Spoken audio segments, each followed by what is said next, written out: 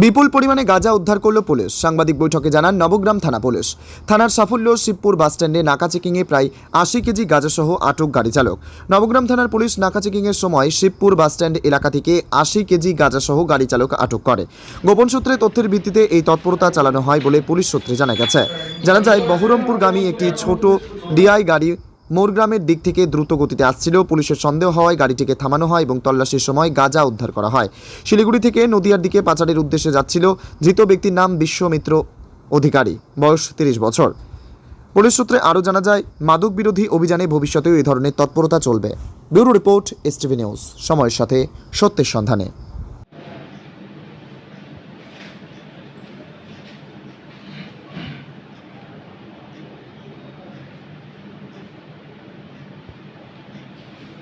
বেলায় একটা সূত্র মারফত জানতে পারি যে শিলিগুড়ি থেকে একটা গাড়িতে করে কিছু মাদক দ্রব্য আসছে।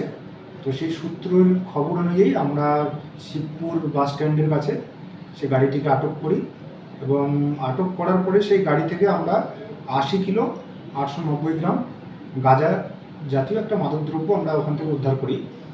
তো সে ব্যক্তির নাম হচ্ছে বিশ্বমিত্র অধিকারী। তিনি শিলিগুড়ি থেকে নদিয়ার দিকে আসছিলেন। তো নদিয়ায় সাপ্লাই দেওয়ার কথা ছিল এই যে মাদকদ্রব্য সেটা।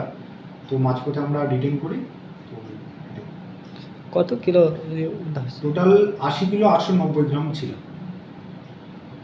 এই ঘটনায় কয়জন এখন পর্যন্ত গ্রেপ্তার হয়েছে? একজনই, তার নাম হচ্ছে বিশ্বমিত্র অধিকারী, 38 অ্যারাউন্ড বয়স। আর কি কেউ এর পেছনে রয়েছে বলে আপাতত কিছু জানা যাচ্ছে?